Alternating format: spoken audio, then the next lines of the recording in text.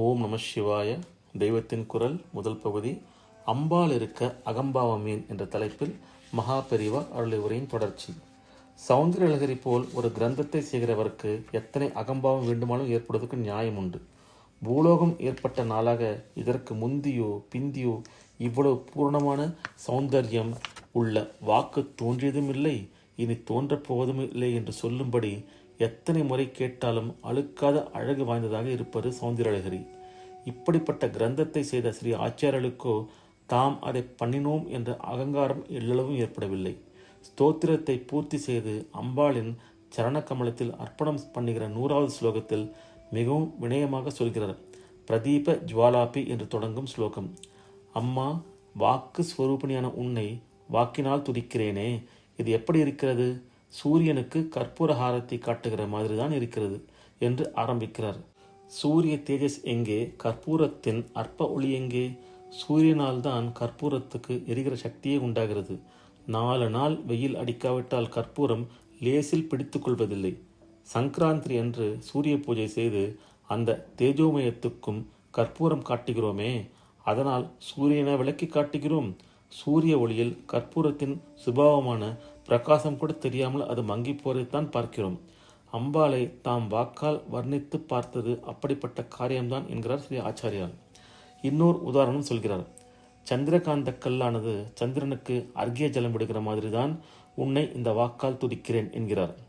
சந்திரகாந்த கல் என்பது பூர்ணிமை சந்திரன் உதிக்கிற சமயத்தில் அந்த நிலவை உள்ளே வாங்கி கொண்டு ஜலமாக கக்கும் என்பார்கள்.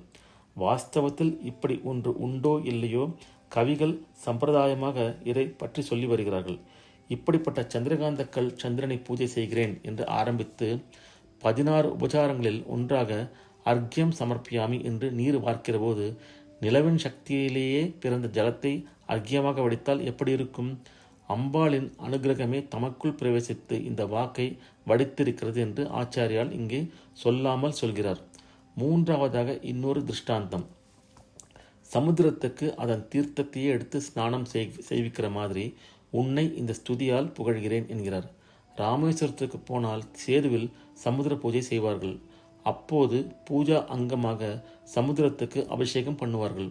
அந்த பெரிய சமுத்திரத்திலிருந்தே துளி போல் எடுத்து அதற்கே ஸ்நானம் செய்வார்கள். வாக் சமுத்திரமாக இருக்கிற அம்பிகைக்கு அதிலிருந்தே கொஞ்சத்தை எடுத்து துதி செய்வதாக ஆச்சாரியால் சொல்கிறார். அந்த ஜலம் பூஜை செய்கிறவருக்கா சொந்தம்? சமுதிரத்துக்கே சொந்தமானதை எடுத்து அதற்கே மீண்டும் தருகிறாராம். அவள் கொடுத்த வாக்காலேயே அவளை துதிக்கிறோமே ஒழிய இதில் தாமாக செய்தது எதுவுமே இல்லை என்று அடக்கத்துடன் சாக்ஷாத் ஈஸ்வர அவதாரமான ஆச்சாரியால் சொல்கிறார். சந்திரன் இல்லாவிடில் எப்படி சந்திரகாந்தக்கள் ஜலம் வடிக்காதோ அப்படி அவள் அருள் என்று இந்த வாக்கில்லை.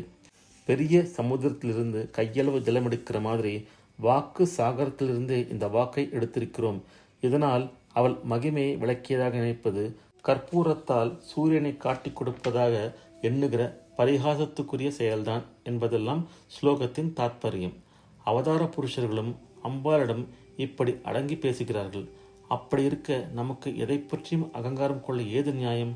நாம் நன்றாக எழுதுகிறோம், பேசுகிறோம், பாடுகிறோம், வேறு ஏதோ காரியம் செய்கிறோம் என்று உலகம் புகழ் மாலை போடுகிறது. அதே சமயத்தில் நமக்கு தலைகணம் ஏறத்தான் தொடங்கும். அப்போது நமக்கு தகுதி உண்டா என்று யோசிக்க வேண்டும். எந்த இடத்திலிருந்து நம் சக்தி வந்ததோ அந்த அம்பாள் இருக்க புகழுக்கு பாத்திரராகி அகம்பாவப்பட நமக்கு கொஞ்சம் கூட உரிமையில்லை என்று உணர வேண்டும். வருகிற பெருமையை எல்லாம் அவற்றுக்குரிய பராசக்தியின் பாதார விந்தங்களிலேயே அர்ப்பணம் செய்துவிட வேண்டும். பெருமை பூரிப்பில் இருப்பதை விட இப்படி அர்ப்பணம் பண்ணி பாரம் இல்லாமல் லேசாக ஆவதுதான் நமக்கே பரம சௌக்கியமாய் இருக்கும். நமக்கு அகம்பாவமே இல்லை என்ற எண்ணம் வந்து அதில் ஒரு பூரிப்பு உண்டாகிவிட்டால் அதுவும் கூட அகம்பாவம்தான். எனவே அகம்பாவம் தலை தூக்க இடமே தராமல் சர்வ ஜாக்கிரதையாக இருக்க வேண்டும். எத்தனை கண்குத்தி பாம்பாக இருந்தாலும் துளி இடுக்கு கிடைத்தால் கூட ஏதோ ஒரு ரூபத்தில் நமக்கே தெரியாமல் அகம்பாவம் உள்ளே புகுந்துவிடும். இது போகவும் அவள் அருள்தான் வழி. அவளையே வேண்டி இப்படியாக நம் புகழை எல்லாம் அம்பாளுக்கு அர்ப்பணம் பண்ணிவிட்டால் நமக்கு ஒரு குறைவுமில்லாமல் மேலும் மேலும் அவள் அனுகிரகம் கிடைக்கும். ஓம் நம சிவாய. அடுத்த பதிவில் ஆச்சாரியால் காட்டும் அம்பாள் என்ற தலைப்பில் மகா பெரிவா அருளை உரையை கேட்போம். ஓம் நம சிவாய. ஹரஹர சங்கர ஜெய ஜெய சங்கர காஞ்சி சங்கர காமகோட்டி சங்கர.